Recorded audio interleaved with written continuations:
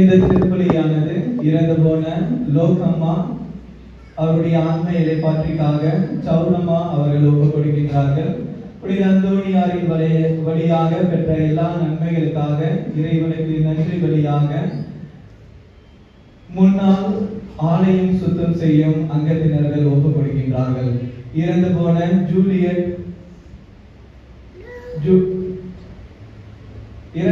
Julie கோல் மற்றும் Nicolas கோல் அவருடைய ஆன்மை அளிப்பாற்றிற்காக மெரினா கோல் மற்றும் அவருடைய குடும்பத்தினர் ஒப்புக் கொடுக்கின்றார்கள். இறந்து போன அப்பா சுவாமி சமாதான மேரி அவருடைய ஆன்மை அளிப்பாற்றிற்காக பீட்டர் சோனியா மற்றும் அவருடைய குடும்பத்தினர் ஒப்புக் கொடுக்கின்றார்கள். இயேசுவின் திரு இருதயத்துக்கு நன்றி பலியாக ப்ரூஸ் மற்றும் அவருடைய குடும்பத்தினர் ஒப்புக் கொடுக்கின்றார்கள். கீதா வில்சன் தங்களுடைய குடும்பத்தில் இறந்து போன எல்லா ஆன்மாக்களுடைய ஆன்மை இறைப்பாற்றிற்காக கீதா வில்சன் அவர்கள் ஒப்புக் கொடுக்கின்றார்கள். இறந்து போன ஜூலியட் பாலு அவருடைய ஆன்மை இறைப்பாற்றிற்காக பாலு மற்றும் அவருடைய குடும்பத்தினர் ஒப்புக் கொடுக்கின்றார்கள்.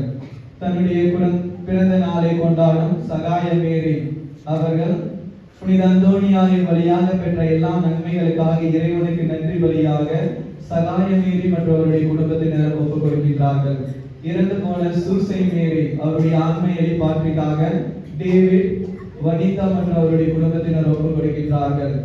இயேசுவின் திரு இருதயத்துக்கு நன்றி பலியாக பவன் சோனியா மற்றும் அவருடைய குடும்பத்தினர் ஒப்புக் கொடுக்கின்றார்கள். இறந்து போன பவுலினாம்மா அவருடைய ஆன்மை இறைப்பாற்றிற்காக பிரதீப் மோனாலிசா எரிகா அவர்கள் ஒப்புக் கொடுக்கின்றார்கள். இறந்து போன எஸ்.ஏ. ஆண்டனி கானிகா மேரி லூயிஸ் ஆம்ப்ரோஸ் அவருடைய ஆன்மை இறைப்பாற்றிற்காக ஆரோக்கியநாதன் மற்றும் அவருடைய குடும்பத்தினர் ஒப்புக் கொடுக்கின்றார்கள். புனித அந்தோணியாரின் வழியாக பெற்ற எல்லா நன்மைகளுக்காக இறைவனுக்கு நன்றி பலியாக வின்சென்டி பால் சொசைட்டி உறுப்பினர்கள் ஒப்புக் கொடுக்கின்றார்கள். புனித அந்தோணியாரின் வழியாக பெற்ற எல்லா நன்மைகளுக்காக இறைவனுக்கு நன்றி பலியாக சஞ்சய் பிண்டோ பிரிஸ்டிலா மோனிசா மற்றும் அவருடைய குடும்பத்தினர் ஒப்புக் கொடுக்கின்றார்கள். நற்கருணை ஆண்டவருக்கு நன்றி பலியாக ஆண்டனி ஜெயமேரி அவர்கள் ஒப்புக் கொடுக்கின்றார்கள். இறந்து போன சூசை மேரி சவரிராஜ் சுவாமிநாதன் அவருடைய ஆன்மை இறைப்பாற்றிற்காக பீட்டர் பால் சகாய மேரி மற்றும் அவருடைய குடும்பத்தினர் ஒப்புக் கொடுக்கின்றார்கள். இறந்து போன ராஜப்பா பிலோமினா பாத்திமா அவருடைய ஆன்மை இறைப்பாற்றிற்காக ஏஞ்சல் பிரியா பிராங்க்லினா அவர்கள் ஒப்புக் கொடுக்கின்றார்கள். இறந்து போன செல்வராஜ் சின்னப்பா அல்போன்சா ஆண்டனி சகாயநாதன் அவருடைய ஆன்மை இறைப்பாற்றிற்காக ஆரோக்கிய மேரி மேரி லூயிசா மற்றும் அவருடைய குடும்பத்தினர் ஒப்புக் கொடுக்கின்றார்கள். இறந்து போன ஜார்ஜ் பெர்னார்ட் லூர்துநாதன் கிறிஸ்டி பால் அவருடைய ஆன்மை இறைப்பாற்றிற்காக மேரி உஷா மற்றும் அவருடைய குடும்பத்தினர் ஒப்புக் கொடுக்கின்றார்கள். புனித அந்தோணியாரின் வழியாக பெற்ற எல்லா நன்மைகளுக்காக இறைவனுக்கு நன்றி பலியாக லிலி புஷ்பா ஆண்டனி ராஜ் மற்றும் அவருடைய குடும்பத்தினர் ஒப்புக் கொடுக்கின்றார்கள். இறந்து போன சவரி ராஜ் சூசை மேரி அவருடைய ஆன்மை இறைப்பாற்றிற்காக ஆரோக்கிய மேரி மற்றும் அவருடைய குடும்பத்தினர் ஒப்புக் கொடுக்கின்றார்கள். அதே போல இன்றைய திருப்பலியானது முக்கியமாக நோயாளிகளுக்காக ஒப்புக் கொடுக்கப்படுகின்றது. நமது பங்கில் உள்ள அனைத்து நோயாளிகளுக்காக இந்த திருப்பலி ஒப்புக் கொடுக்கப்பட்டு அவர்களுக்காக முக்கியமாக இந்த திருப்பலியில் நாம் மன்றாடுவோம். அதே போல இன்று சிறப்பான விதத்தில் நமது மத்தியில் அருள்பணி யூஜின் டோனி அவர்கள் நம் நடுவில் இருக்கின்றார். இவர் கும்பகோணம் டயசிஸ் கும்பகோணம் மறை மாவட்டத்திற்கு சேர்ந்தவர். இவர் உங்கள் அனைவருக்கும் தெரிந்தவர்கள். அவரை பற்றி மிக விவரமாக உங்களுக்கு சொல்ல தேவையில்லை. இருந்தாலும் பங்கு தந்தையின் பெயராலும் உங்கள் அனைவரின் பெயராலும் அவரை இந்த திருப்பலி ஆற்றவும், அதே போல நமக்கு மறையுறை வழியாக இறைவனுடைய வார்த்தையை பறைசாற்றுவோம். உங்கள் அனைவரின் பெயராலும் அவரை வருக என்று வரவேற்கிறேன்.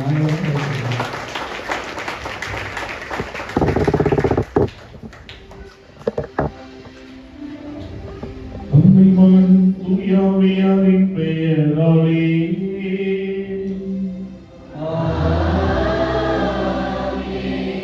நம் ஆண்டவராகிய இயேசு கிறிஸ்துவின் கடவுளின் அன்பும் தூயாவியாரின் நட்புறவும் உங்கள் அனைவரோடும் இருப்பதாக.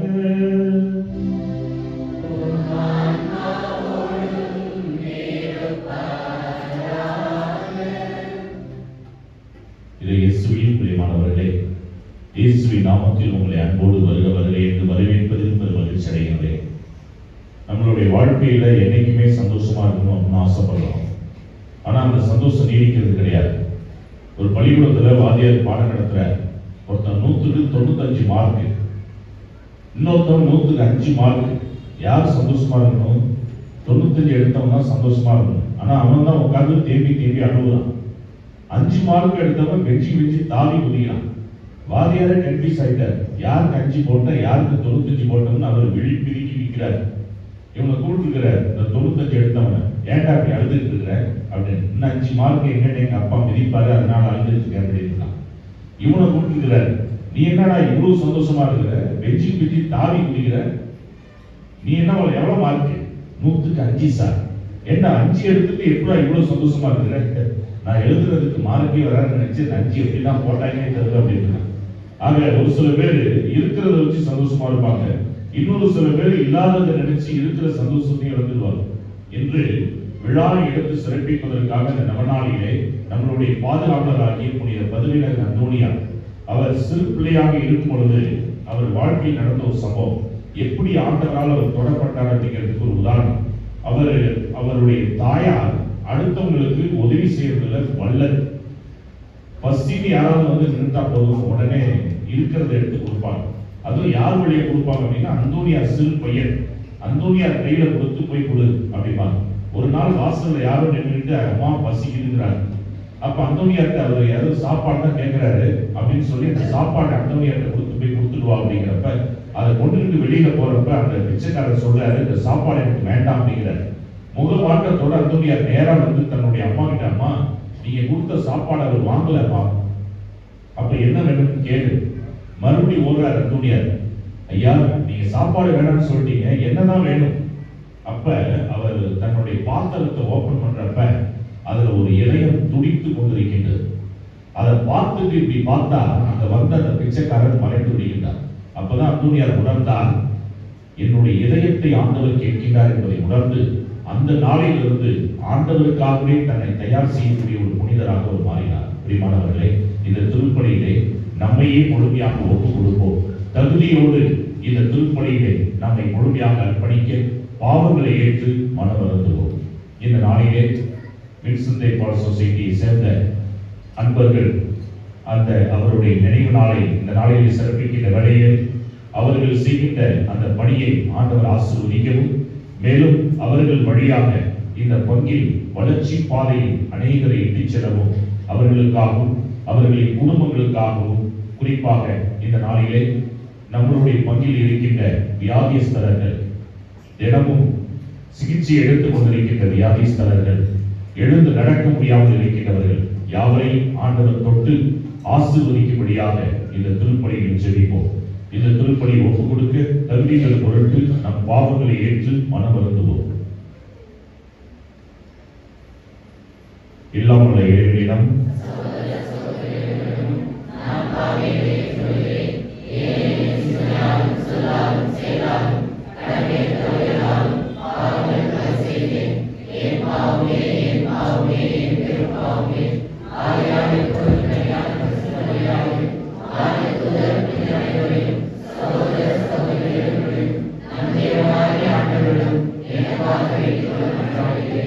இல்லாமல் இறைவன் நம் மீது இரக்கம் வைத்து நம் பாவங்களை மன்னித்து நம்மை நிலை வாழ்வுக்கு அழைத்து செல்வதாக.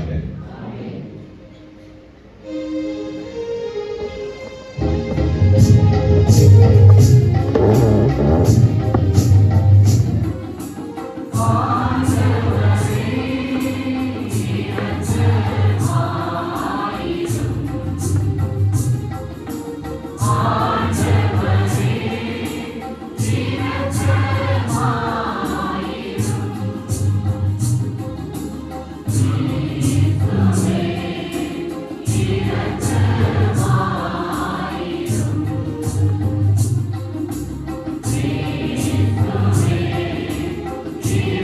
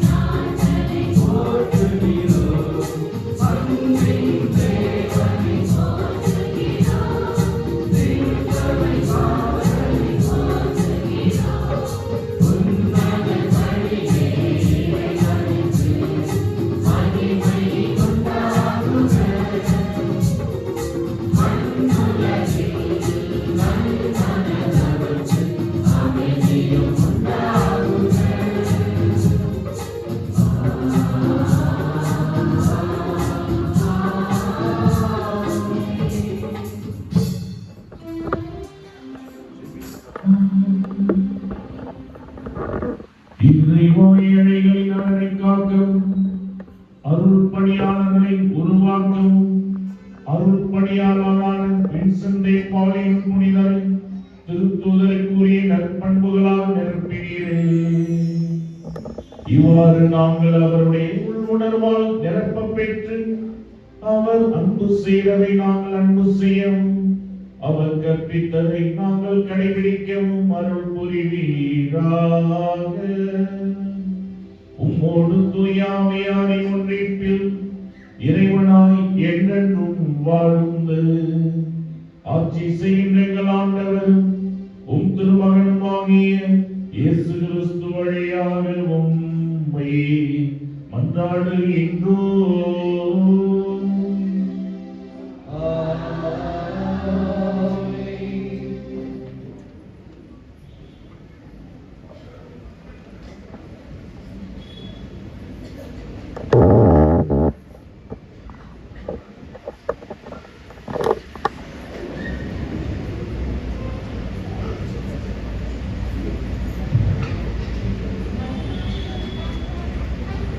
உலகில் நடக்கும் ஒவ்வொரு நிகழ்ச்சிக்கும் ஒரு காலம் உண்டு. சபையர் உரையாளர்களிலிருந்து வாசகம். அதிகாரம் 3, இறைவசனங்கள் 1 முதல் 14. ஒவ்வொன்றுக்கும் ஒரு நேரம் உண்டு. உலகில் நடக்கும் ஒவ்வொரு நிகழ்ச்சிக்கும் ஒரு காலம் உண்டு. பிறப்புக்கு ஒரு காலம், இறப்புக்கு ஒரு காலம், நடவுக்கு ஒரு காலம், அறுவடைக்கு ஒரு காலம், கொல்லுதலுக்கு ஒரு காலம், குணப்படுத்தலுக்கு ஒரு காலம், இடித்தலுக்கு ஒரு காலம், கட்டுதலுக்கு ஒரு காலம், அழுகைக்கு ஒரு காலம், சிரிப்புக்கு ஒரு காலம், துயரப்படுதலுக்கு ஒரு காலம், சொல்லி மகிழ்ந்தலுக்கு ஒரு காலம், கற்களை எரிய ஒரு காலம், கற்களை சேர்க்க ஒரு காலம், அரவணைக்க ஒரு காலம், அரவணையாக இருக்க ஒரு காலம், தேடி சேர்ப்பதற்கு ஒரு காலம், இழப்பதற்கு ஒரு காலம், காக்க ஒரு காலம், தூக்கி எறிய ஒரு காலம், சிரிப்பதற்கு ஒரு காலம், தைப்பதற்கு ஒரு காலம், பேசுவதற்கு ஒரு காலம், பேசாதிருப்பதற்கு ஒரு காலம், அன்புக்கு ஒரு காலம், வெறுப்புக்கு ஒரு காலம், போருக்கு ஒரு காலம், அமைதிக்கு ஒரு காலம். வருந்தி உழைப்பவர் தம் உழைப்பினால் அடையும் பயன் என்ன? மனிதர் பாடுபட்டு உழைப்பதற்கென கடவுள் அவர் மீது சுமத்திய வேலை சுமைய கண்டேன். கடவுள் ஒவ்வொன்றையும் அதன் காலத்தில் திறமையாக செய்கிறார். காலத்தை பற்றிய உணவை மனிதருக்கு தந்திருக்கிறார். ஆயினும் கடவுள் தொடக்கம் முதல் இறுதி வரை செய்து வருவதை கண்டறிய மனிதரால் இயலாது. இது ஆண்டவர் வழங்கும் அருள்வாக்கு.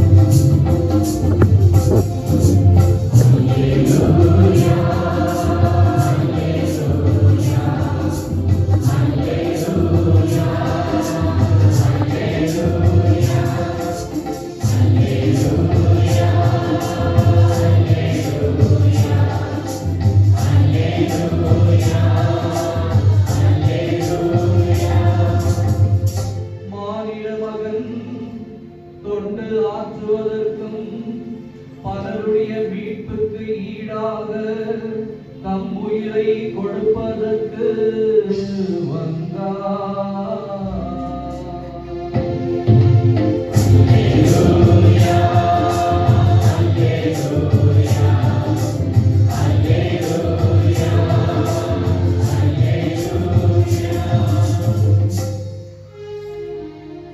ஆண்டவர்களோடு இருப்பாராக.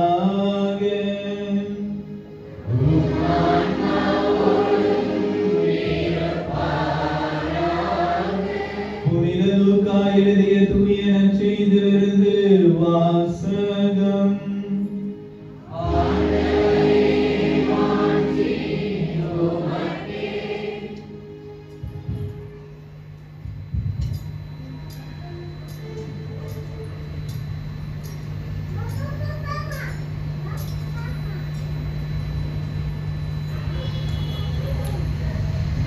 அக்காலத்தில் இயேசு தனித்து இறைவனிடம் வேண்டிக் கொண்டிருந்த போது சீடரும் மற்றும் மற்றவரும் அவரோடு இருந்தனர். அப்பொழுது அவர்களிடம், நான் யார் என மக்கள் சொல்கின்றார்கள் என்று அவர் கேட்டார். அவர்கள் மறுமொழியாக, சிலர் திருமுழுக்கு யோவான் எனவும், வேறு சிலர் எலியா எனவும், மற்றும் சிலர் முற்காலத்து இறைவாக்கினருள் ஒருவர் உயிர்த்தெழுந்துள்ளார் எனவும் சொல்கின்றனர் என்றார்கள். ஆனால் நீங்கள் நான் யார் என சொல்கின்றீர்கள் என்று அவர்களிடம் அவர் கேட்டார். அப்போது பேதுரு மறுமொழியாக கூறினார், நீர் கடவுளின் மெசியா என்று உரைத்தார். இதை யாரிடமும் சொல்ல வேண்டாம் என்று அவர்களிடம் அவர் கண்டிப்பாய் கூறினார். மேலும் இயேசு, மானிட மகன் பல்வாறு துன்பப்படவும், மூப்பர், தலைமை குருக்கள், மறைநூல் அறிஞர் ஆகியோரால் உதறி தள்ளப்பட்டு கொலை செய்யப்படவும், 3ஆம் நாள் உயிருடன் எழுப்பப்படவும் வேண்டும் என்று சொன்னார். இது கிறிஸ்து வழங்கும் நற்செய்தி.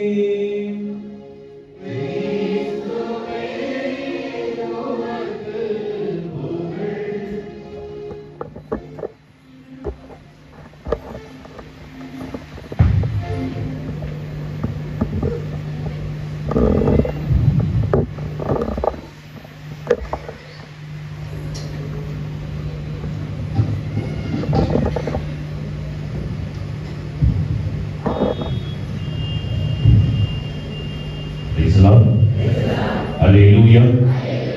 நன்றி இயேசுவே, போற்றி இயேசுவே, மரியே வாழ்க.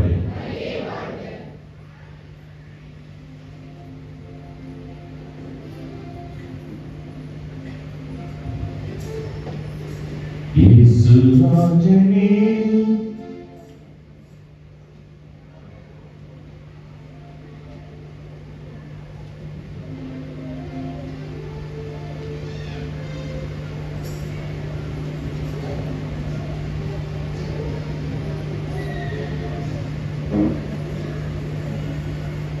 இயேசு ராஜனே, உம் திவ்ய கிருபையே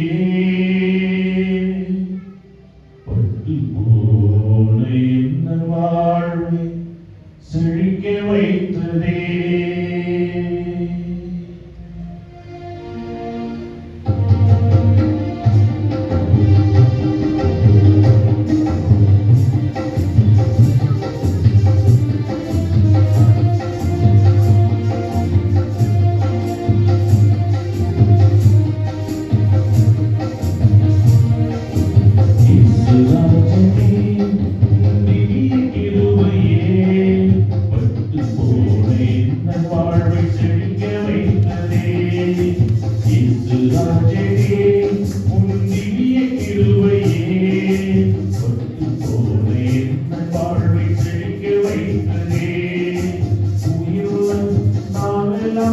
உம்மை உயர்த்துவேன்.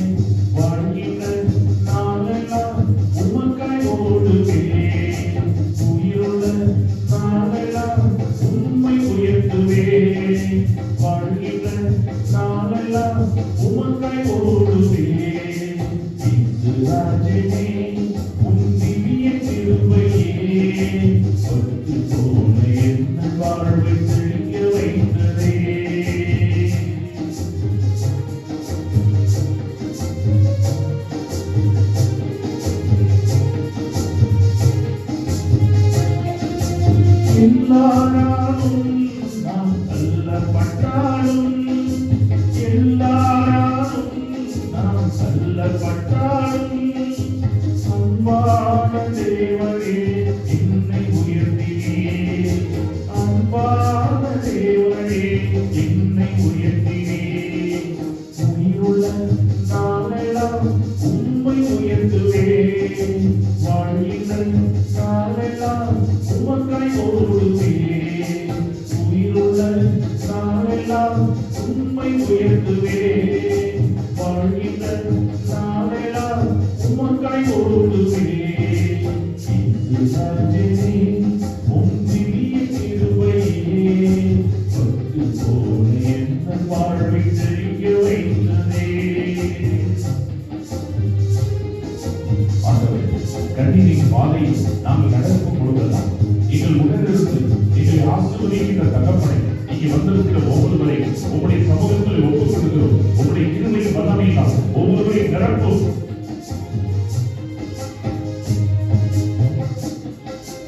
கண்ணீரின் பள்ளத்தாக்கில் நடக்கும் போதெல்லாம் கண்ணீரின் பள்ளத்தாக்கில் நடக்கும் போதெல்லாம் கனிவோடு உந்தன் கரம் என்னை அணைத்தது.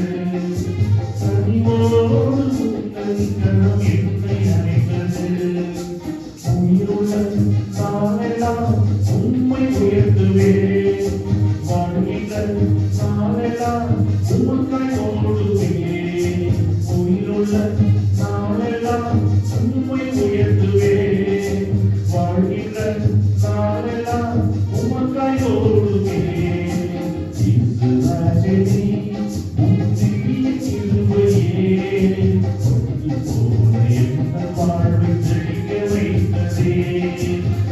இயேசுவே, திவ்ய கிருபையே பட்டு போன என் வாழ்வை செழிக்க வைத்ததே. உயிருள்ள நாளெல்லாம் உம்மை உயர்த்துவேன். வாழ்கின்ற நாளெல்லாம் உமக்காய் ஓடுவேன். உயிருள்ள நாளெல்லாம் உம்மை உயர்த்துவேன். வாழ்கின்ற நாளெல்லாம் உமக்காய் ஓடுவேன்.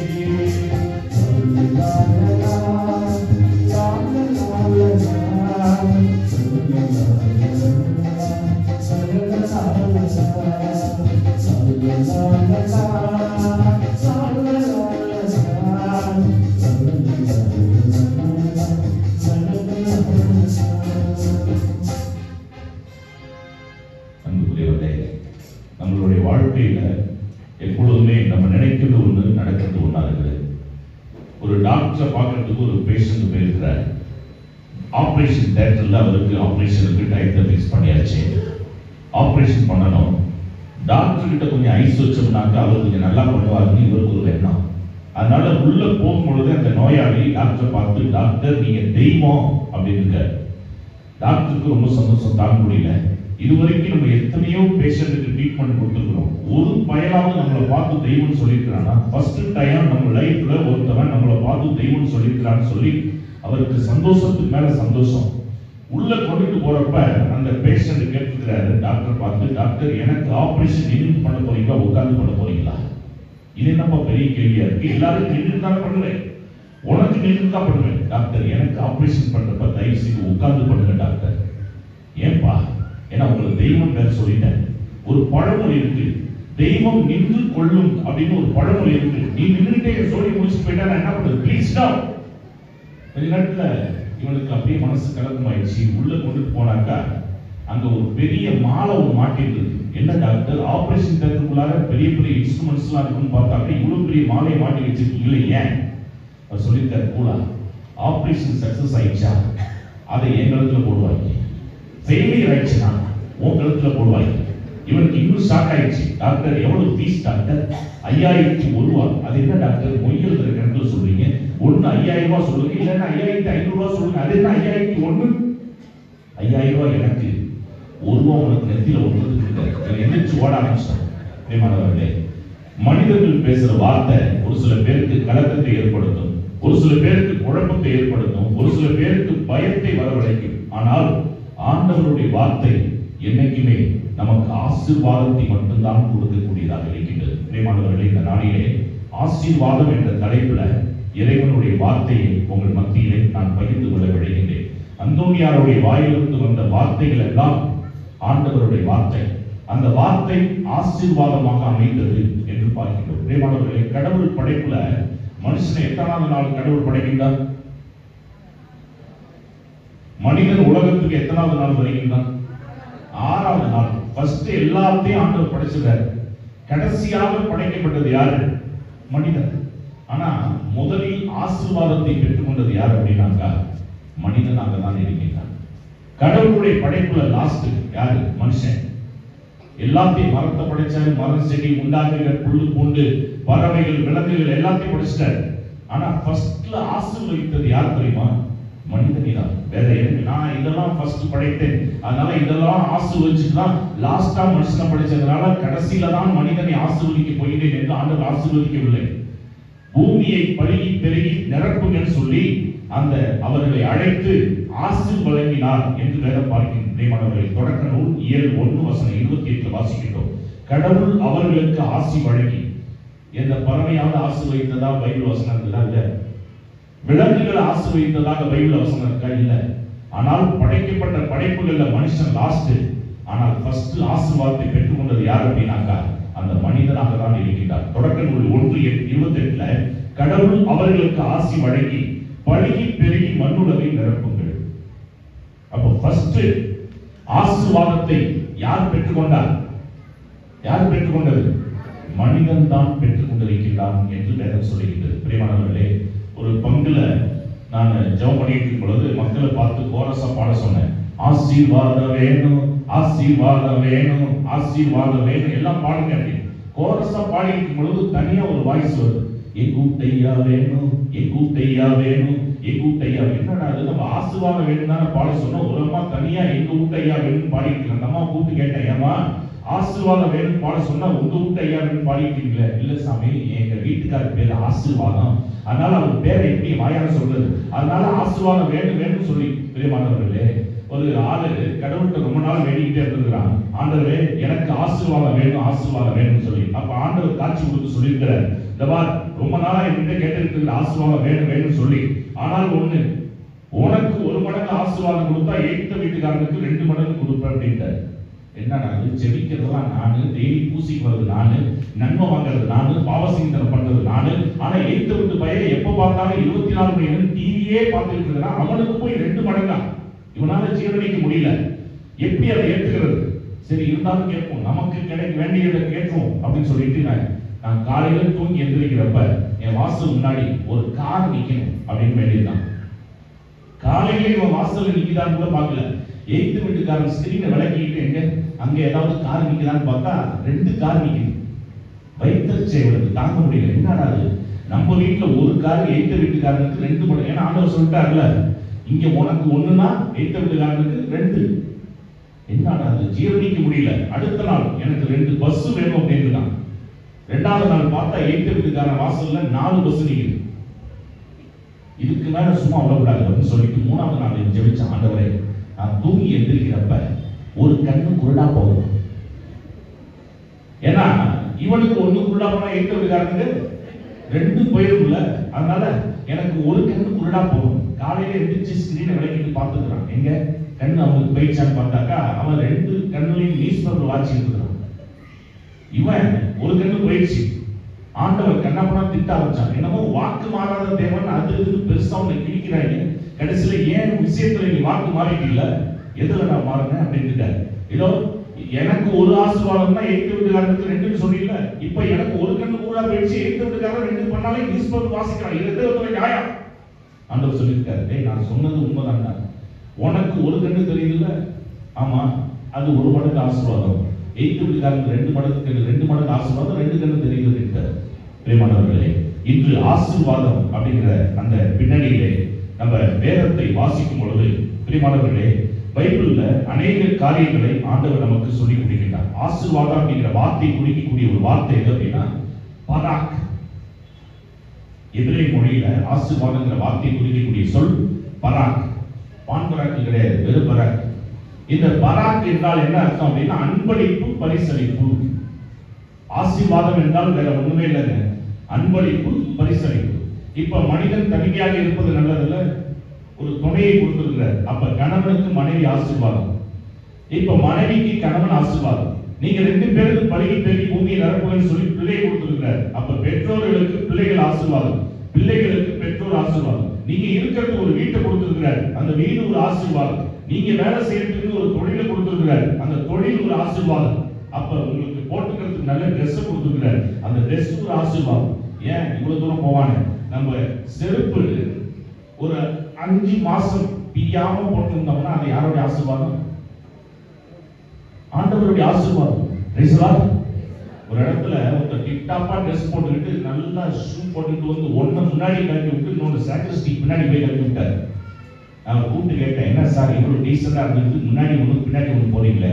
சொன்னார், ஃபாதர் செட்டா இருந்தா எவ்வளவு அடிச்சுடுவான், முன்னாடி ஒண்ணு பின்னாடி ஒண்ணு போட்டோம்னா செட்டு கிடைக்கலன்னு விட்டுட்டு போயிடுவான் அப்படின்னாரு. பிரியமானவர்களே, இதெல்லாம் தாண்டி நம்ம செருப்பு வெளியில போட்டு மிஸ் ஆகாம 5 மாசம் 6 மாசம் அது பிஞ்சி போகாம வந்தா அது ஆசீர்வாதம். நம்ம போடுற ட்ரெஸ் சாயம் போகாம ஒரு 2 வருஷத்துக்கு அதை யூஸ் பண்ணா ஆசீர்வாதம். நான் சொல்ல ஆண்டவர் சொல்றாரு, இணை சட்டம் 29 வசனம் 5 முதல் 6 முடிய வாசிக்கும் பொழுது, 40 ஆண்டுகள் நான் உங்களை பாலை நிலத்தில் கூட்டி வந்தேன், அப்பொழுது உங்கள் மேலுள்ள ஆடைகள் நைந்து போகவில்லை. ஆண்டவர் சொல்றார். அப்ப 40 வருஷமா ஒரு ட்ரெஸ் கிழிஞ்சி போகாம ஆண்டவர் பாதுகாத்து வந்திருக்கிறார்னாக்கா அது யாருடைய ஆசீர்வாதம்? ஆண்டவருடைய ஆசீர்வாதம். மேலும் உங்கள் காலில் உள்ள காலணிகள் பழுதடைந்து போகவில்லை. பாலைவனத்துல நடக்கும்போது செப்பல் பிச்சு போகுமா போகாதா? போகும்.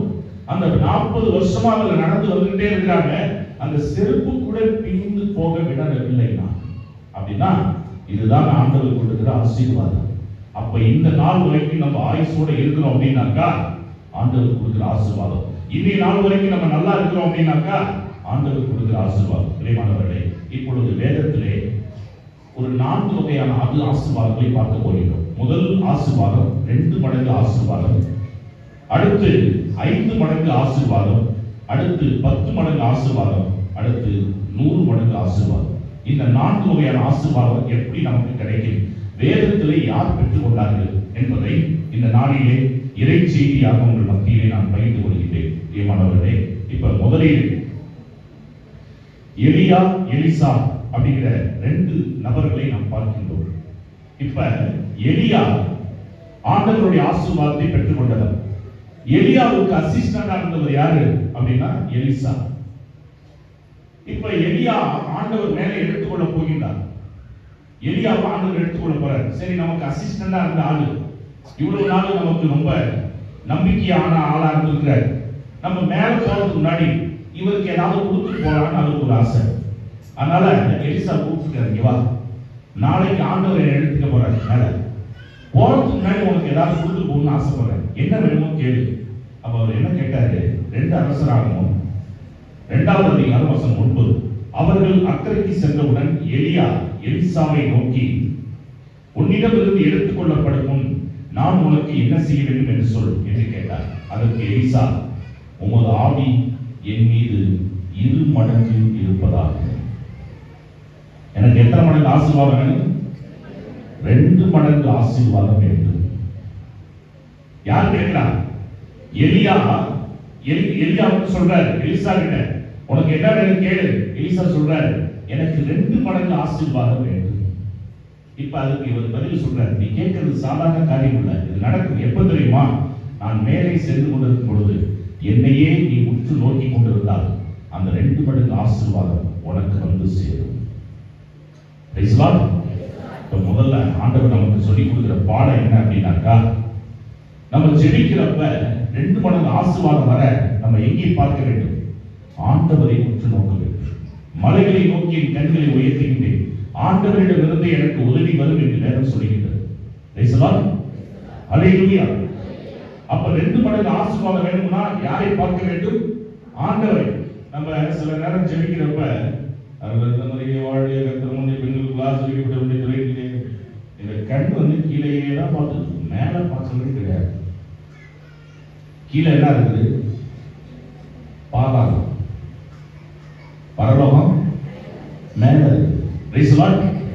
அப்ப அந்த ஆண்டவரை நோக்கி ஆண்டவரே அப்படின்னு சொல்லி கண்களை உயர்த்தி, அப்ப இயேசு கூட ஜெபிக்கிறப்ப விண்ணுலகில் இருக்கின்ற எங்கள் தந்தையே, மேல நோக்கி தான் ஜெபிக்க வேண்டும். நம்ம கீழே பார்த்துட்டு கொஞ்ச நேரத்துல அப்படியே தூங்கி கீழே விழுந்துருது. ஜெபமாலை சொல்றதுக்கு அப்படியே கையில ஜெபமாலை வச்சிருக்கும் பொழுது அப்படியே தூங்கி கீழே விழுந்து கை மட்டும் இருந்து ஜெபமாலை பார்த்தா கீழே கிடக்கு. பிரியமானவர்களே, அப்ப நம்மளுடைய பார்வை எங்க இருக்க வேண்டும்? மேலே இருக்க வேண்டும். பிரியமானவர்களே, சென்னையில நடந்த ஒரு சம்பவம். சென்னையில ஒரு அம்மா, சென்னையில பிரேயர் போயிருந்தப்போ ஒரு அம்மா சொன்னாங்க ஒரு சாட்சி. இந்த சேர்ல ஏசப்பா உட்கார்ந்து இருக்கிற மாதிரியே ஃபீல் பண்ணி டெய்லி அந்த சேர்கிட்ட பேசுவாங்களாம். ஏசப்பா எங்க குடும்பத்தை நீங்க பாருங்க அப்படின்னு சொல்லி. ஒரு நாள் கையில காசு இல்ல, மளிகை ஜாமான் வாங்கணும், காய்கறி வாங்கணும், காசு இல்ல. வீட்டுல குடிகார கணவன் சம்பாதிக்கிறதுக்கு ஒன்னையும் கொண்டு வந்து வீட்டுல கொடுக்கறது இல்ல. பிள்ளைங்க படிக்கிறாங்க, யாருக்கும் செலவு செய்யறது கிடையாது, கையில சுத்தமா பைசா இல்ல. இந்த அம்மா என்ன செஞ்சிருக்கிறாங்க, அந்த சேர்கிட்ட ஓடி போய், அம்மா ஆண்டவரே என் கையில காசு இல்ல, மளிகை ஜாமான் வாங்கணும், காய்கறி வாங்கணும், ஒரு பைசா இல்ல, நான் என்ன பண்றது? அப்போ ஒரு சத்தத்தை கேட்டிருக்காங்க, ஒரு பேப்பர் பேனா வேடு, மளிகை ஜாமான் லிஸ்ட் போடு, காய்கறி லிஸ்ட் போடு, டிபார்ட்மெண்ட் ஸ்டோருக்கு போ, அந்த 6ஆம் நம்பர் கவுண்டர்ல போய் நில்லு அப்படின்னு இருக்காரு. இப்பதான் அந்த அம்மாவுக்கு டவுட், பேசுறது தூய் ஆவியா தீ ஆவியா? ஏன்னா சத்தம் வந்து எழுத ஆரம்பிச்சிருச்சு. இந்த அம்மா மீண்டும் மீண்டும் அந்த வார்த்தை சொல்லிக்கிட்டே இருக்கு, போ உடனே கிளம்பி போ, அந்த 6ஆம் நம்பர் கவுண்டர்ல டிபார்ட்மெண்ட் ஸ்டோர்ல போய் நில்லு. லிஸ்ட போட்டு வச்சு, கையில ஒருத்த பைசா கிடையாது, கையில பைய எடுத்துருச்சு. இந்த அம்மா நேரா போயிருக்குது, பார்த்தா அந்த 7 கவுண்டர்ஸ் இருக்கின்றன. ஆண்டவர் எதுல நிக்க சொன்னாரு? 6ஆம் நம்பர்ல. 6ஆம் நம்பர்ல இந்த அம்மா முன்னாடி 3 பேர் நிக்கிறாங்க. இது அந்த அம்மா 4ஆவது ஆளா நிக்குது. மதியம் 12:45 அந்த கரெக்டா 1 மணிக்கு லஞ்ச் பிரேக் விட போறாங்க.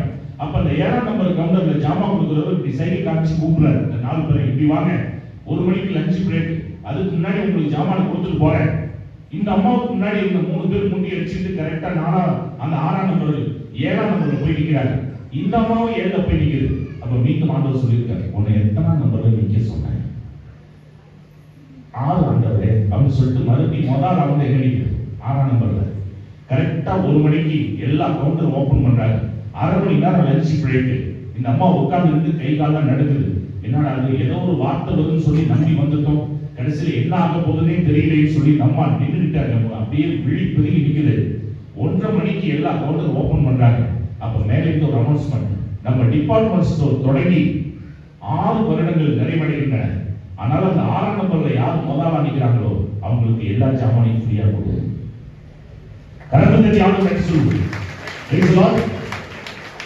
இந்த சம்பவம் அதை அந்த அம்மா வந்து சாட்சி சொன்னாங்க சென்னையில. பிரியமானவர்களே, எனக்கு எங்கிருந்து உதவி வரும்? மலைகளை நோக்கி என் கண்களை உயர்த்துகின்றேன், ஆண்டவரிடமிருந்து எனக்கு உதவி வரும். அப்ப 2 மடங்கு ஆசீர்வாதம் நமக்கு வேணும் அப்படின்னாக்கா, நம் பார்வை கீழே இருக்கக்கூடாது. கையில தேவை அப்படின்னாக்கா, அங்க போனா இந்த வீட்டுக்கு போலாமா, அங்க போலாமா, இவர் கால பிடிக்கலாமா? இல்ல, என் கண்கள் ஆண்டவரை உற்று நோக்கினால் அந்த 2 மடங்கு ஆசீர்வாதத்தை என் தேவன் எனக்கு கொடுக்க வல்லவராக இருக்கிறார். Praise the Lord. ஹல்லேலூயா. நன்றி இயேசுவே. பிரியமானவர்களே, அடுத்து 2வதாக நம்ம பார்க்கின்றோம் 5 மடங்கு ஆசீர்வாதம். முதல்ல 2 மடங்கு ஆசீர்வாதம், அடுத்து 5 மடங்கு ஆசீர்வாதம். நமக்கு பழைய ஏற்பாட்டில் ஒரு ஸ்டோரி தெரியும். இப்ப இஸ்ரவேல் ஜனங்கள் எகிப்தில் அடங்கி இருக்கிறாங்க. அப்ப அங்கே நம்ம பார்க்கின்றோம் அந்த யாக்கோபு 12 பிள்ளைகள். அந்த பிள்ளைகள் ஒருவர் யோசேப்பு. அந்த யோசேப்பு அடிமையாக விற்கப்பட்டு கடைசியில் எகிப்தின் ஆளுநராக மாறி விடுகின்றார். எகிப்தின் ஆளுநராக இருக்கிறது தெரியாம கூட பிறந்த சகோதரர்கள் பஞ்சத்துல வேற தேசத்துக்கு போகலான்னு சொல்லி எகிப்துக்கு போறப்ப கூட பிறந்த சகோதரன் தான் அந்த எகிப்தின் ஆளுநர் என்பது இவர்களுக்கு தெரியவில்லை. அங்க போனதுக்கு அப்புறம் தான் தெரியுது, ஆகா இவனெல்லாம் நம்ம வித்துட்டு அப்பா கிட்ட போய் பொய்ய சொல்லிட்டோம், போனாக்க நம்மள வகையா வச்சு செய்வானேன்னு சொல்லி இவங்க எஸ்கேப் ஆக பாக்குறப்ப அந்த கூட பிறந்த சகோதரன் யோசேப்பு தன் கூட பிறந்த எல்லாரையும் மன்னித்து பசியில வந்திருக்கிற சகோதரர்கள் எல்லாரையும் கூப்பிடு அப்படின்னு சொல்லி எல்லாரையும் கூப்பிட்டு உட்கார வைத்து சாப்பாடு பரிமாறான், ஆட்களை வச்சு பரிமாறான்.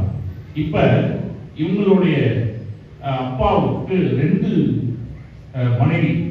அதுல ஒரு தாயோடைய பிள்ளை யார் அப்படின்னாக்கா இந்த யோசேப்பும் பெஞ்சமினும். அவங்க 2 பேரும் ஒரு தாய் வயிற்று பிள்ளை. மற்றவங்க இன்னொரு பிள்ளைக்கு, இன்னொரு பெண்ணுக்கு பிறந்த பிள்ளை.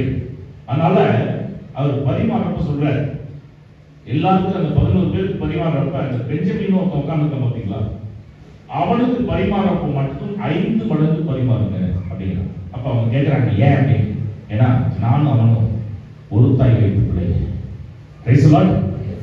மற்றவங்களுக்குலாம் எல்லாருக்கும் பரிமாறுங்க, ஆனா அவன்கிட்ட எத்தனை மடங்கு?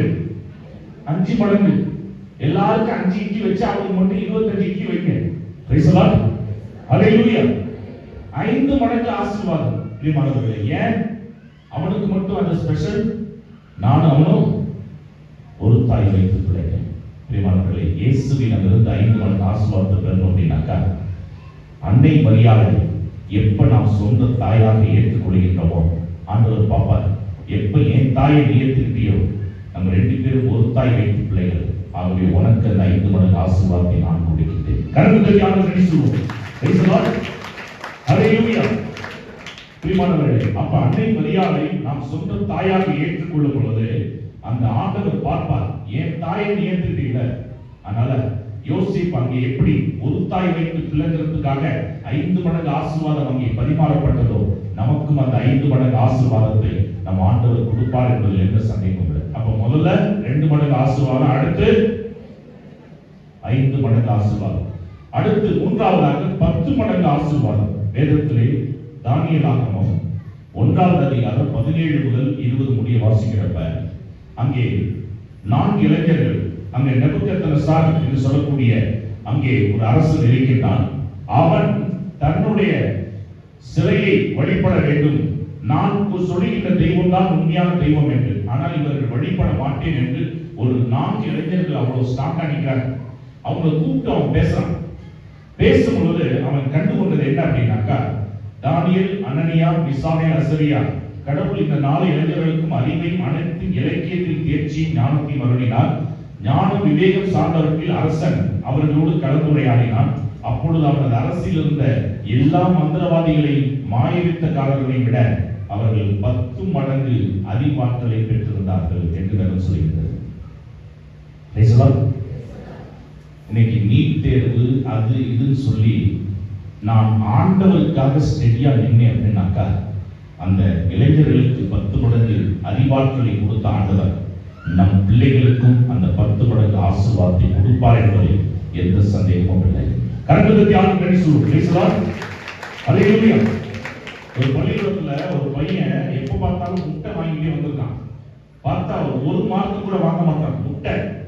அவங்க அப்பா கேட்டுக்கிறாரு, ஏண்டா எப்ப பார்த்தாலும் டெய்லி முட்டையை போடுறாரு உங்க வாத்தியாரு, என்னடா அது படிக்கவே மாட்டியா?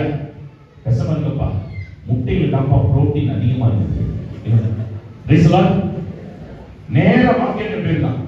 அடுத்த நாள் கொஞ்சம் வாத்திய வீட்டுல வேற பெற்றோர்கள் சலிச்சு போயிட்டாங்க அப்படின்னு சொல்லிட்டு நேரா சார் முட்டை போடுறத மரியாதை நிப்பாட்டுங்க அப்படின்னு.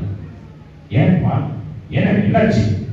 எங்க அப்பா வேளாங்கண்ணிக்கு மாலை போட்டுருக்காரு, சைவம், அதனால இந்த முட்டையெல்லாம் வேண்டாம் அப்படின்னு தான்.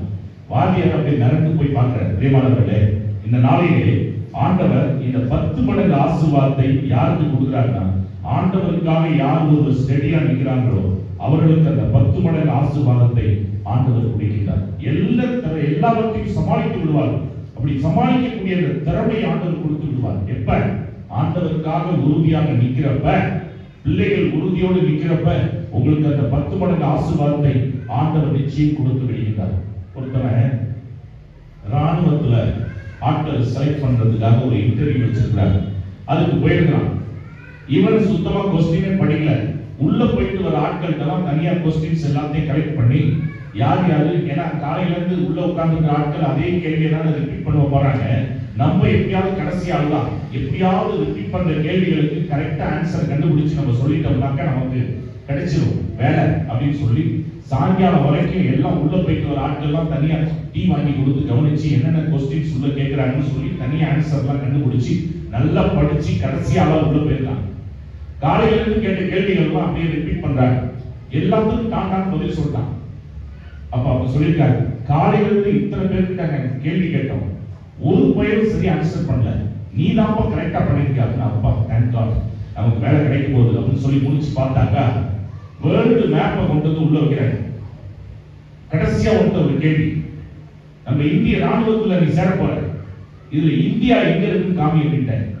என்ன எல்லாத்தையும் சொல்லி கொடுத்தாங்க, இதை சொல்லி கொடுக்காம விட்டாங்க அப்படின்னு சொல்லிட்டு தப்பா காமிச்ச வெளியில விரட்டிடுவாங்களோ அப்படின்னு சொல்லிட்டு இப்படியே சுத்தி சுத்தி பார்த்துட்டு தேம்பி தேம்பி அழுவ ஆரம்பிச்சிருக்காங்க. ஏண்டா எல்லாத்துக்கும் நல்லா சொன்ன, ஏண்டா இதுக்கு இப்படி அழுவ? என் உயிரை போல அவரை இந்தியாவில் நான் காட்டி கொடுக்க மாட்டேன் சார் அப்படின்னு. வெரி குட், இப்படிப்பட்ட ஆள்தான நாட்டுக்கு தேவை. இவ்வாறு செலக்ட் பண்ணாரு பிரியமானவர்களே. அப்ப சமாளிக்கக்கூடிய அந்த திறமை பிள்ளைகளுக்கு எப்ப கிடைக்குதுன்னா ஆண்டவருக்காக உறுதியாக இருக்கும் பொழுது அந்த ஆற்றலை ஆண்டவர் கொடுக்குறார். அப்ப முதல்ல 2 மடங்கு ஆசீர்வாதம், அடுத்து 5 மடங்கு, அடுத்து 10 மடங்கு, கடைசியாக 100 மடங்கு ஆசீர்வாதத்தை ஆண்டவர் கொடுக்கிறார். தொடக்க நூல் இயல் 26:16. ஈசாக்கு அந்த நாட்டில் பயிரிட்டு அதே ஆண்டில் 100 மடங்கு அறுவடை செய்தார். ஆண்டவர் அவருக்கு ஆசி வழங்கினார் என்று சொல்லியிருக்கிறது. பிரியமானவர்களே, கடவுள் ஆண்டவரை இயேசுவே வந்து எதை லைக் பண்றார்? 100 தான் லைக் பண்றார்.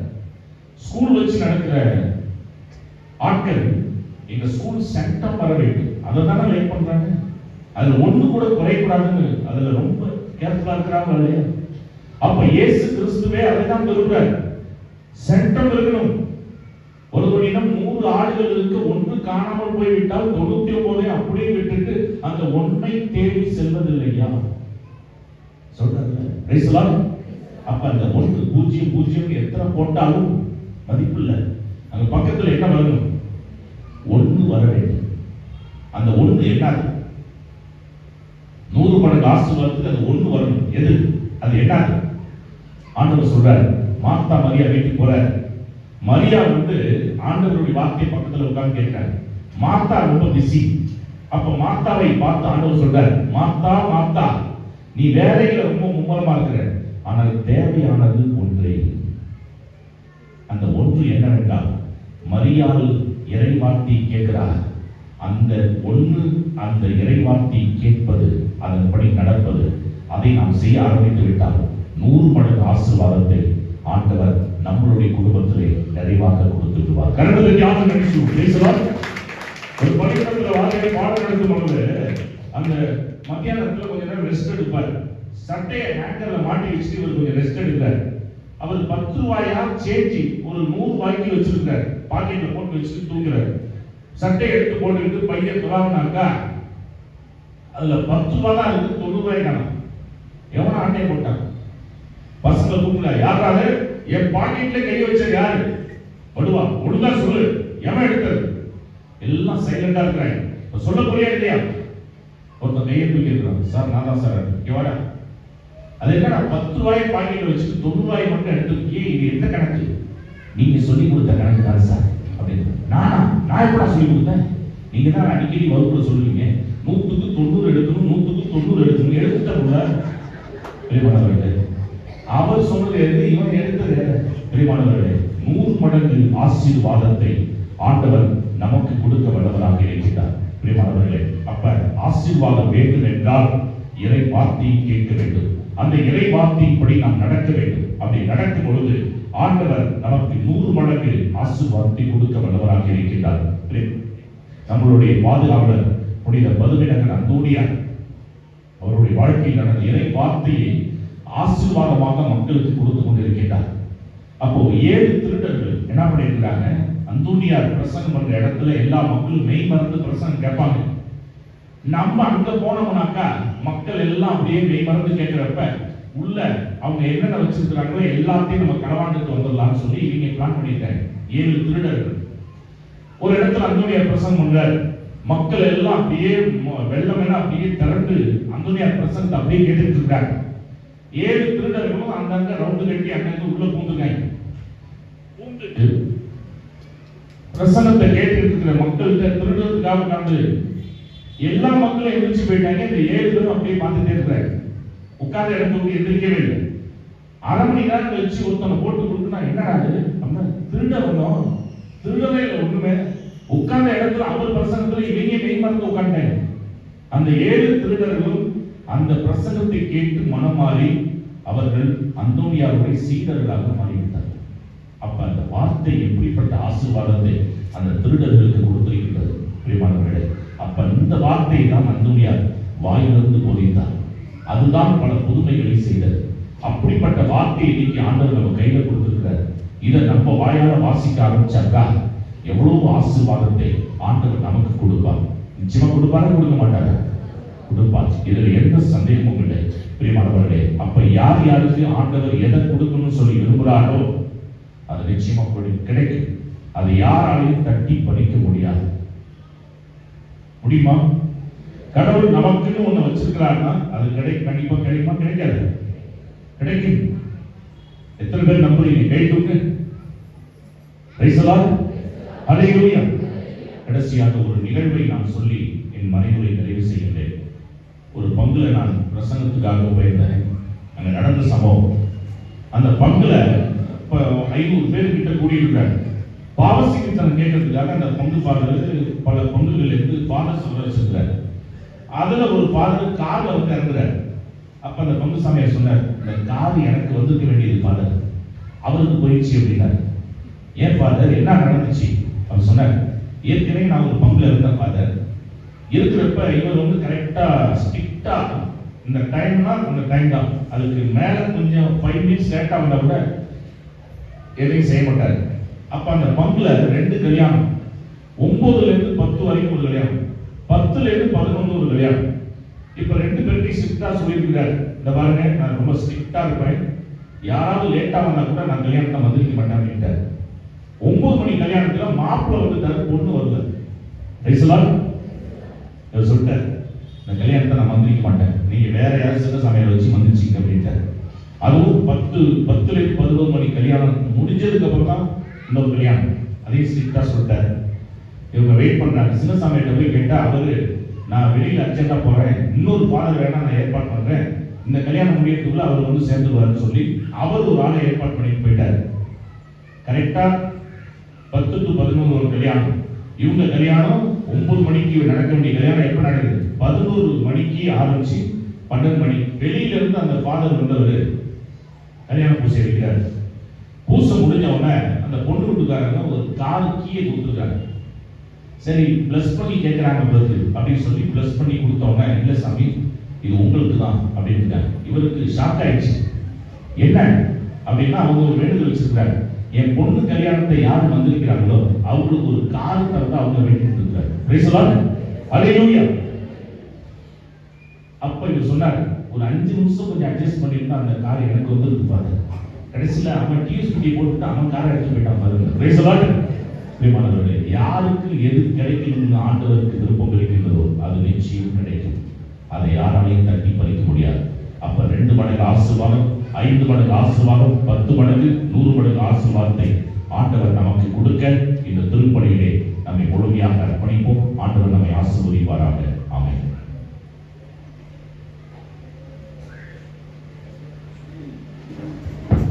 நாம் கேட்பதற்கு மேலாக ஆண்டவர் கொடுக்க காத்துக் கொண்டிருக்கின்றார். ஆகவே நம்மளுடைய விண்ணப்பங்களை விண்ணப்ப தந்தை நோக்கி சமர்ப்பிக்க அனைவரும் எழுந்து நிற்போம். புனித அந்தோனியார் வழியாக ஆண்டவரே எங்கள் மன்றாட்டை கேட்டருளும். அன்பின் இறைவா, எம் திருத்தந்தை, ஆயர்கள், குருக்கள், இருபால் துறவியர் மற்றும் பொதுநிலையினர் அனைவரும் இறை அச்சத்தோடு வாழ்ந்து அதன் பலனாக ஒரு ஞானத்தை பெற்று நன்மையும் பொறுமையும் நிறைந்த மக்களாக வாழ அருள் புரிய வேண்டும் என்று இறைவா உம்மை மன்றாடுகின்றோம். ஆண்டவரே எங்கள் மன்றாட்டை கேட்டருளும். அன்பின் இறைவா, எமது அரசியல், சமூக, சமய தலைவர்கள் பணிவிடை பெற அன்று பணிகளை புரியவே தங்களுக்கு அதிகாரம் அருளப்பட்டுள்ளது என்பதை உணர்ந்து மக்களின் தேவைகளை நிறைவேற்றி நல்ல தலைவர்களாக வாழ அருள் புரிய வேண்டும் என்று ஆண்டவரை உம்மை மன்றாடுகின்றோம். புனித அந்தோனியார் வழியாக ஆண்டவரே எங்கள் மன்றாட்டை ஏற்றருளும். தூய ஆவியான அன்பின் இறைவா, நாங்கள் ஒவ்வொருவரும் எங்களது அனுதின வாழ்வில் வருகின்ற துன்பங்களையும் பிரச்சனைகளையும் கண்டு கலங்காமல் மனத்திடத்தோடும் நம்பிக்கையோடும் அவற்றை எதிர்கொள்ள கூடிய அருள் புரிய வேண்டும் என்று இறைவா உம்மை மன்றாடுகின்றோம்.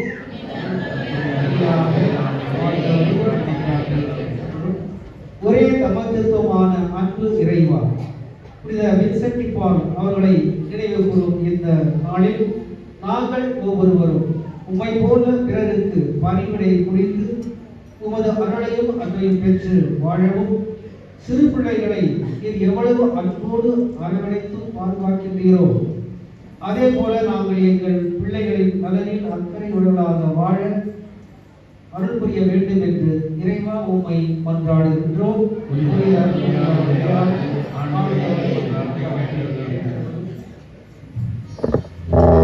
தனிப்பட்ட திரையிற்காக சிறிது நேரம் மௌனமாக கொண்டாடுவோம். வரங்களை வாரி வழங்குவதெல்லாம் இறைவா, உம்முடைய திருமுன்னிலையில் சமர்ப்பித்திருக்கின்ற அனைத்து மன்றாடுகளுக்கும் கனிவாய் செவி சாய்த்து எங்களை ஆசீர்வதிக்க வேண்டும் என்று எங்கள் ஆண்டவராய் கிறிஸ்து வழியாக உம்மை மன்றாடுகின்றோம்.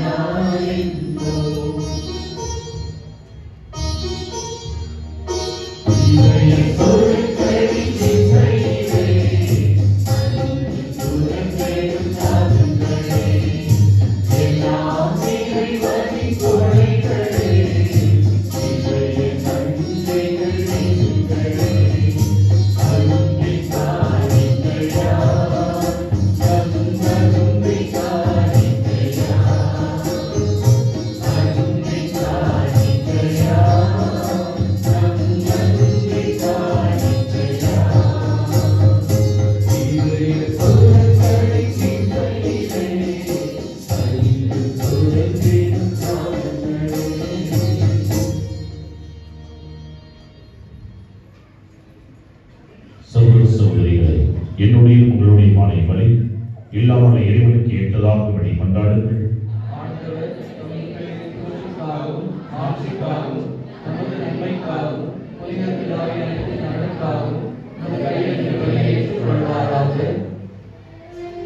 இறைவா, புனித வின்சென்ட் தாம் வழிபாட்டில் கொண்டாடிய மறை நிகழ்வுகளுக்கு ஏற்றவாறு வாழச் செய்தீரே. இத்திருப்பலி நாட்களினால் நாங்களும் உமக்கு உகந்த காணிக்கையாய் மாறுவோமாக.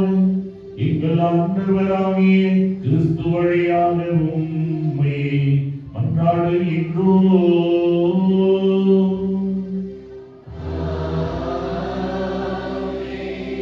ஆண்டவர் உங்களோடு இருப்பாராக.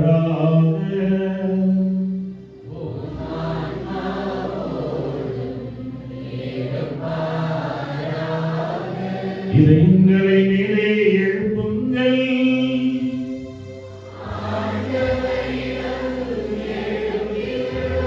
நம் இறைவனாகிய ஆண்டவருக்கு நன்றி கூறுவோம்.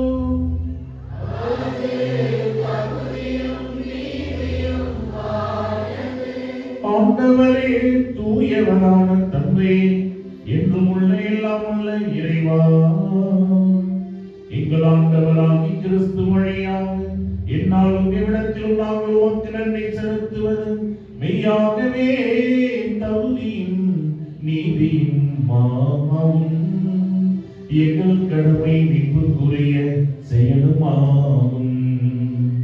ஏனெனில் உம் புனிதரை உயர்த்தின சாட்சியத்தால் உமது திரு அவை என்றும் புதிய ஆற்றல் பெற்று வளமடைகின்றது. இவ்வாறு எங்கள் மீது நீ கொண்டிருக்கும் பரிவன்பை தெள்ளத் தெளிவாக காட்டுகின்றீ. மேலும் எங்களது மீட்பின் பரிநிலைவை நாங்கள் நிறைவேற்றுவதில் அப்புனிதர்களின் சிறப்பு மிக்க எடுத்துக்காட்டால் தூண்ட பெற்று அவர்களது தகுந்த பரிந்துரையால் என்றும் ஊக்கம் பெறவும் அருளுகின்றீ. ஆகவே ஆண்டவரை வானதூதர் புனிதர் அனைவரோடும் நாங்களும் சேர்ந்து உமது பெருமையை பறைசாற்றி முடிவின்றி பாடுவதாவது.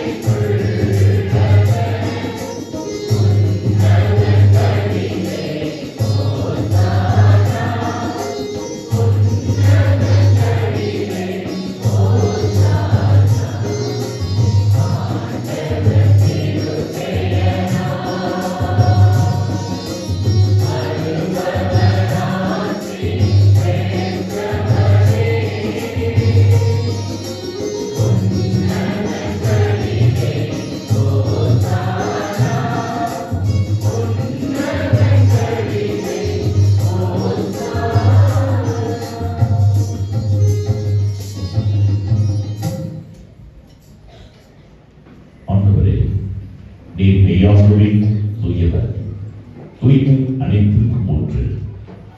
ஆகவே உம்முடைய ஆவியை பொழிந்து இக்காணிக்கைகளை தூய்மைப்படுத்தவே வேண்டுகின்றோம். இவ்வாறு எங்கள் ஆண்டவர் இயேசு கிறிஸ்துவின் உடலும் இரத்தமுமாக எங்களுக்கு இவை மாறுபடமாக. அவர் பாடுபட உலக்கணிந்து தம்மை கையளித்த போது அப்பத்தை எடுத்து நன்றி செலுத்தி அதை பிட்டு தம் சீடர்களுக்கு அளித்து கூறியதாவது: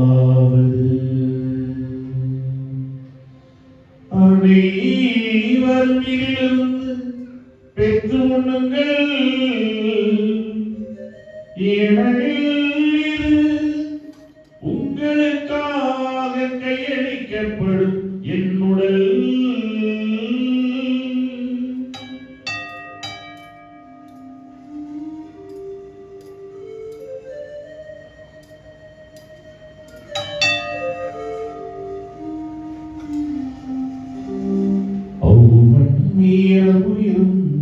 அருந்திய பின் கிண்ணத்தை எடுத்து மீண்டும் உமக்கு நன்றி கூறி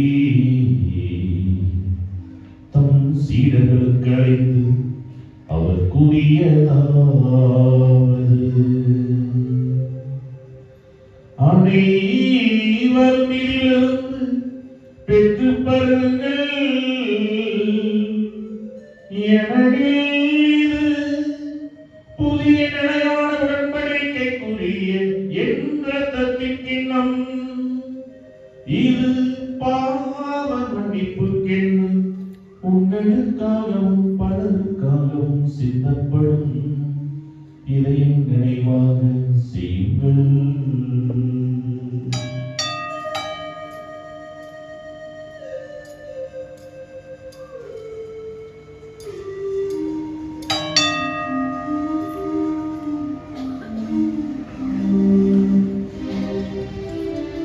நம்பிக்கையின் மறைபொருள்.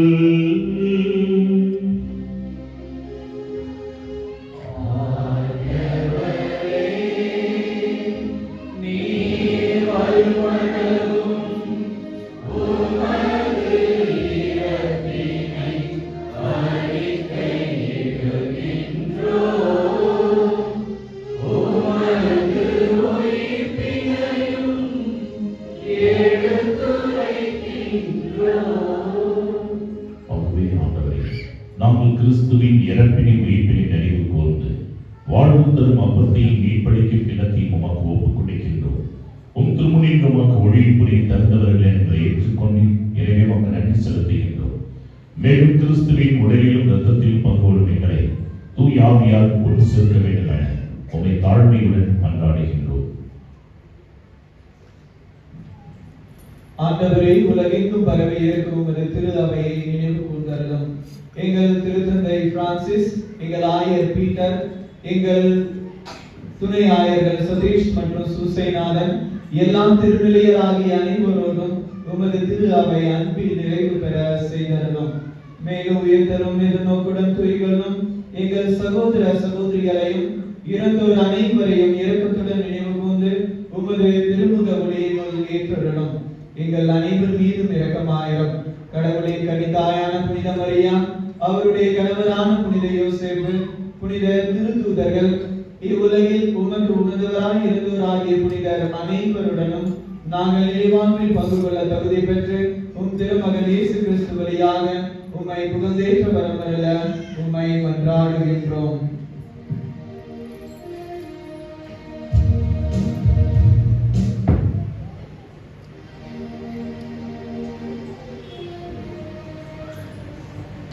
இவர் வழியாய் இவரோடு இவரே எல்லாம் வல்ல இறைவனாகிய தந்தையே, தூய ஆவியாரின் ஒன்றிப்பில் எல்லா புகழும் மாட்சியும் என்றென்றும் உமக்கு உரியதே.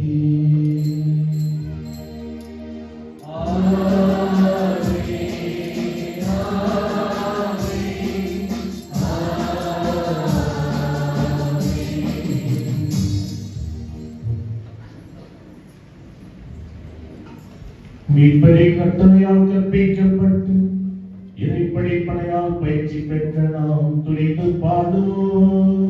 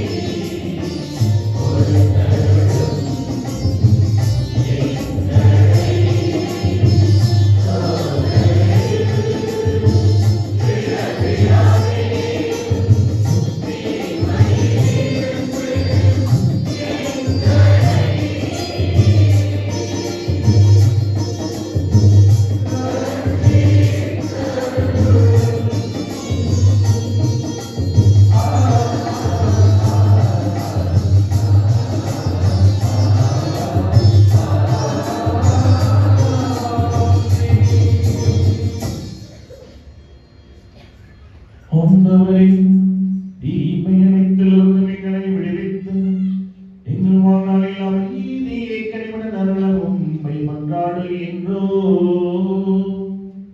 உமது இரக்கத்தின் உதவியால் நாங்கள் பாவத்திலிருந்து எப்போதும் விடுதலை பெற்று யாதொரு கலக்கமும் இன்றி நலமாயிருப்போமாக. நாங்கள் எதிர்நோக்கியிருக்கும் பேரின்பத்திற்காகவும் மீட்பராகிய இயேசு கிறிஸ்துவின் வருகைக்காகவும் காத்திருக்கின்றோம்.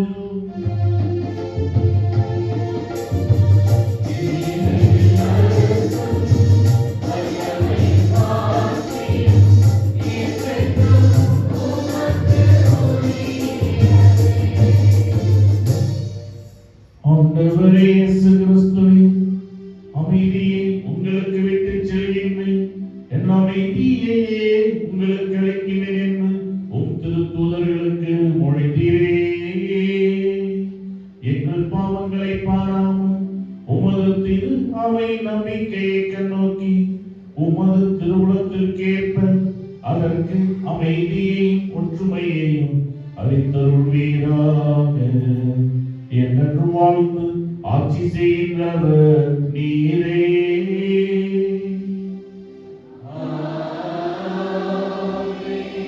ஆண்டவருடைய அமைதி உங்களோடு என்றும் இருப்பதாக.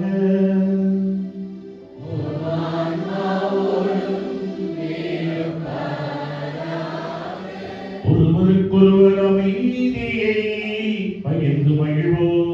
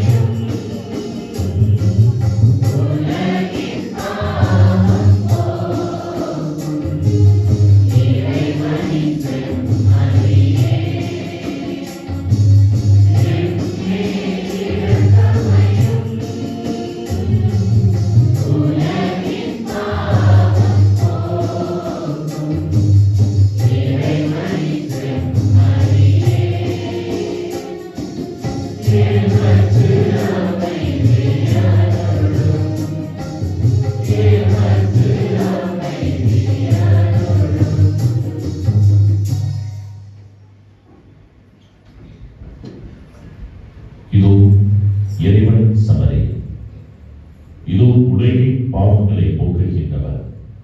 செம்மறியின் விருந்துக்கு அழைக்க பெற்றோர் பேர் பெற்றோர்.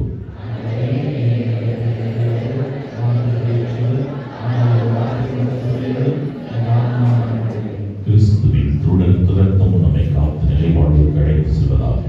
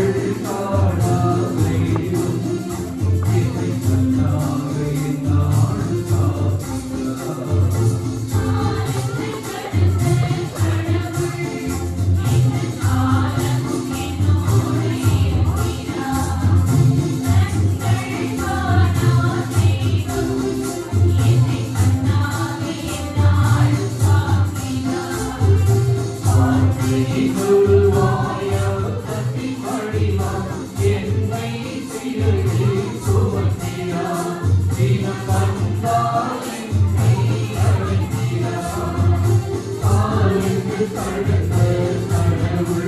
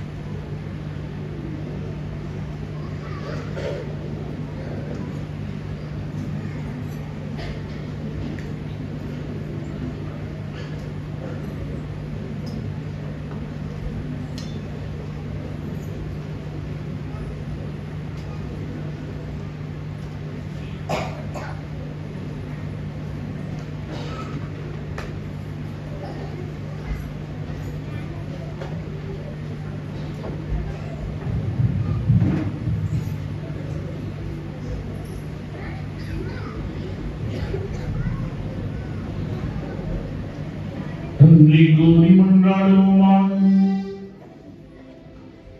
ஆண்டவரே, விண்ணகத்தோட வாழ்வூட்டம் பெற்ற நாங்கள் உம்மை பணிந்து வேண்டுகின்றோம். ஏழைகளுக்கு நற்செய்தி அறிவித்து உம் திருமகனை பின்பற்றிய புனித வின்சென்டின் எடுத்துக்காட்டை நினைவுகூரும் நாங்கள் அவருடைய பாதுகாவலால் உதவி பெறுவோமாக. எங்கள் ஆண்டவராகிய கிறிஸ்து வழியாக உம்மை மன்றாடுகின்றோம்.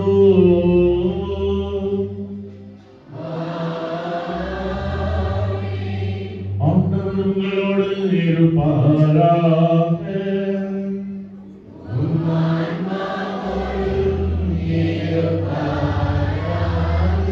எல்லாம் வல்ல இறைவன் தந்தை, மகன், தூய ஆவியார் உங்கள் அனைவரையும் ஆசீர்வதிப்பாராக.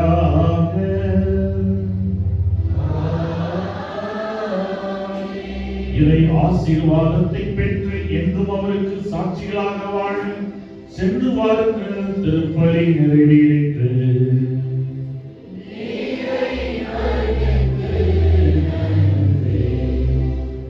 அனைவரும் அமரும்.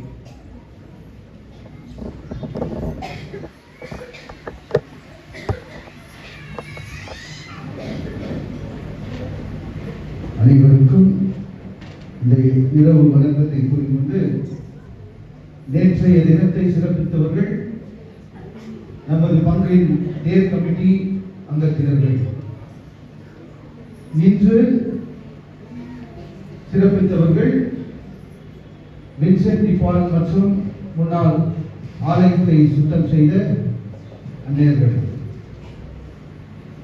அதேபோல நேற்றைய தினத்தை சிறப்பித்த தேர் கமிட்டி குறிப்பாக பெங்களூர் மறை மாவட்டத்திலே குடுதலையில தான் ஒரு தேர் கமிட்டி இருக்கிறது நான் நினைக்கிறேன். ஏனென்றால் எல்லாத்துக்கும் குடுதலையில ஒரு கமிட்டி இருக்கிறது. ஆலயம் சுத்தம் செய்வதற்கு மற்றும் வின்சென்ட் டிபால் மரியாதை எல்லாம் இருந்தாலும் தேர் கமிட்டி இதில் சில உறுப்பினர்கள் நாங்களே அந்த தேர்வு செய்ய வேண்டிய தொகையை ஆலயத்திலிருந்து பெறுவதில்லை. நாம் கொடுக்கும் 800 ரூபாய் வந்து பங்கு திருவிழாவுக்காக பங்கு சந்தையிடம் அது செல்கிறது. ஆகவே அதிலிருந்து நாம் எதையும் எடுப்பதில்லை. நாங்களாக வருடத்திற்கு ஒருவர் 7000 ரூபாய் நாங்கள் அதில் செலுத்தி 7000 ரூபாய் எல்லோரும் சேர்ந்து அந்த தேர்வினை நாங்கள் செய்கிறோம். அதுக்காக தேர் கமிட்டி உறுப்பினர்களுக்கு நான் சொல்ல மறந்துவிட்டேன். கரங்களை தட்டி அவர்களுக்கு.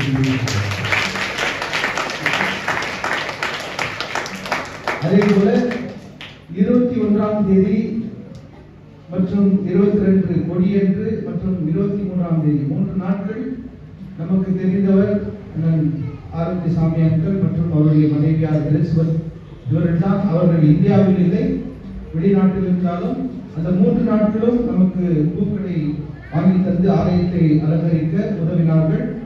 நாம் அவர்களுக்காக நன்றி கூறி கரங்களை தட்டி நமது வாழ்த்துக்களை தெரிவிக்கிறோம். நாளைய தினத்தை சிறப்பிப்பவர்கள் பாபுஜி நகர், வெங்கடேஸ்வரா காலனி மற்றும் கவிகா லேஅவுட் மற்றும் மாருதி நகர் இங்கு வசிக்கக்கூடிய அனைத்து கிறிஸ்துவ அன்பர்களும் அதில் யாராவது தேர்ந்தெடுத்து ரீடிங் மற்றும் விசுவாசங்கள் மன்றாட்டு இதெல்லாம் படிக்க தந்தை துணை பங்கு தந்தை குழந்தை ஆல்பர்ட் அவர்களை சந்திக்குமாறு அன்போடு கேட்டுக்கொள்கிறோம். தந்தை யூஜின் டோனி அவர்களை பற்றி நாம் அதிகமாக பேச தேவையில்லை என்றால் நமக்கு மிகவும் இந்த விடுதலை பங்குக்கு மிகவும் அறிந்தவர். தந்தை ஆதித்யதாஸ் இருக்கும்போதிலிருந்து நமக்கு மிகவும் அறிமுகமானவர்.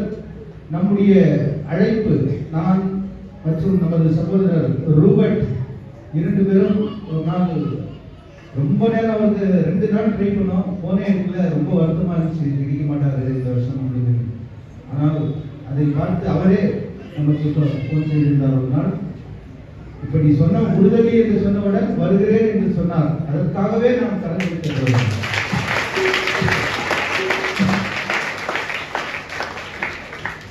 கும்பகோணம் மறை மாவட்டத்திலே அவர் பங்கு தந்தையாக இருக்கிறார். ரொம்ப தூரம். ஆகவே அங்கிருந்து கார்ல வந்தாரு. நேற்று வந்து காலையில கிருஷ்ணகிரியிலிருந்து வந்து மதியம் இங்கே வந்தார். அவருடைய ஆசிரியரை பெறவும் அவருடைய நோயாளிகளுக்கான மந்திரிப்புதலை மற்றும் எண்ணெய் இவற்றையெல்லாம் பெறவும் நீங்கள் ஆவலோடு காத்திருக்கிறீர்கள் என்பது நன்கு அறிவு. ஞாயிற்றுக்கிழமை மதியம் ஆங்கில பூசை முடிந்த பிறகு தந்தை அவர்கள் 11:30 மணியிலிருந்து 2 மணி 3 மணி வரை இங்கே மந்திரிப்புகள் மற்றும் நோயாளிகளை ஆசீர்வதித்தல், அனைத்தையும் சுகம் அளித்தல் போன்ற அனைத்து ஜபங்களையும் செய்ய இங்கே அவர் இருக்கிறார். அனைவருக்கும் தெரியப்படுத்தவும் ஞாயிற்றுக்கிழமை 11:30 மணியிலிருந்து மதியம் 3 மணி வரை அன்று விருது கூட ஏற்பாடு செய்திருக்கிறோம். அந்த நேரத்தில் நீங்க வரும்போது தந்தை நாளை சொல்வார் என்னென்ன எடுத்துட்டு வரணும் எது என்று தந்தை அவர்கள் சொல்வார். அதே போல வெளியிலே மந்திரித்த எண்ணெய்கள் மற்றும் சில அவருடைய தந்தை எடுத்து வந்திருக்கின்ற இறைவனுக்கு உகந்த நமது வாழ்வுக்கு உகந்த தேவையான சில பொருட்களை தந்தை அவர்கள் அங்கே வைத்திருக்கிறார். அதை நீங்கள் பெற்றுச் செல்லவும் தந்தை அவர்களை இன்று வாழ்த்தி அவரை இந்த நாளை சிறப்பித்தமைக்காக வின்சென்ட் டிபால் மற்றும் ஆலயத்தை சுத்தம் செய்த பெண்கள் மற்றும் அவர்கள் வந்து தந்தையவர்களுக்கு மாலை அணிவித்து கௌரவிப்பார்கள்.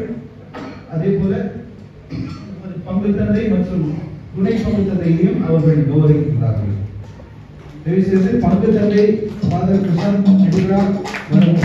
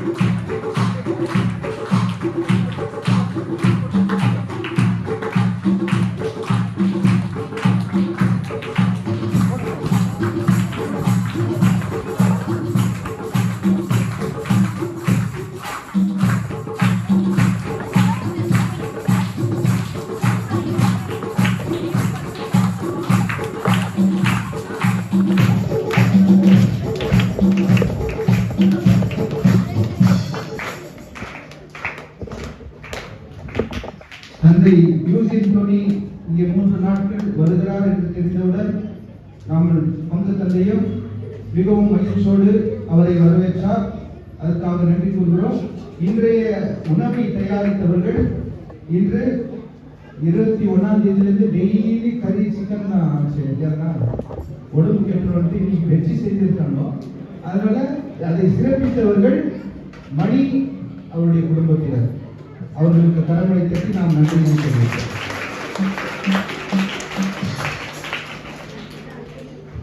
அன்புக்குரியவர்களே, சகோதரர் சொன்னது போல வருகிற ஞாயிற்றுக்கிழமை காலை 11:30 மணியிலிருந்து 3 மணி வரைக்கும் சிறப்பு குணமளிக்கக்கூடிய செய்தி கூட்டம், அதில் விசேஷ விதமாக அந்த சிலுவையின் அபிஷேகம் நடைபெறும். ஆகவே மந்திரிக்கப்பட்ட பொருட்கள் அந்த நாளிலே உங்களுக்கு ஆலய முகப்பிலே வைக்கப்படும். குறிப்பாக குழந்தை பாக்கியத்துக்காக வருகின்றவர்கள் ஒருவேளை இங்கே வராமல் இருந்தால் அவர்களுக்கு தகவல் சொல்லி அந்த நாளிலே விசேஷ விதமாக அவர்களை வர வைங்க. ஆண்டவர் அப்படி விதமாக ஆசீர்வாதத்தால் நிரப்ப காத்து கொண்டிருக்கின்றார். அந்த குறிப்பாக அந்த குழந்தை பாக்கியத்துக்காக வந்திருக்கின்றவர்களுக்கு அந்த மருந்து, அதே போல இந்த ஆசீர்வாதங்கள், சிலுவை, உத்திரியம், எண்ணெய், இந்த காரியங்கள் எல்லாம் அந்த நாளிலே மந்திரித்து ஆலய முகப்பிலே வைக்கப்படும். அதை நீங்கள் விசுவாசத்தோடு வாங்கி பயன்படுத்தும் பொழுது ஆண்டவர் அபரிவிதமாக அந்த எல்லா நலன்களாலும் உங்களை நிரப்புவார். ஆகவே அந்த நாளை மிஸ் பண்ணாதீங்க. எல்லோரும் வாருங்கள். நாளை நீங்கள் வீட்டிலிருந்து வரும்பொழுது ஒரு கைப்பிடி கல் உப்பு நாளை கொண்டு வாருங்கள். அது நாளை மந்திரித்து தரப்படும். நாளைக்கு சாயங்காலம் பூசிக்கு வரும்பொழுது ஒரு கைப்பிடி கல் உப்பு ஒரு பேப்பரில் மடித்து அதை எடுத்து வாருங்கள். ஆண்டவர் ஆசீர்வதிப்பார்.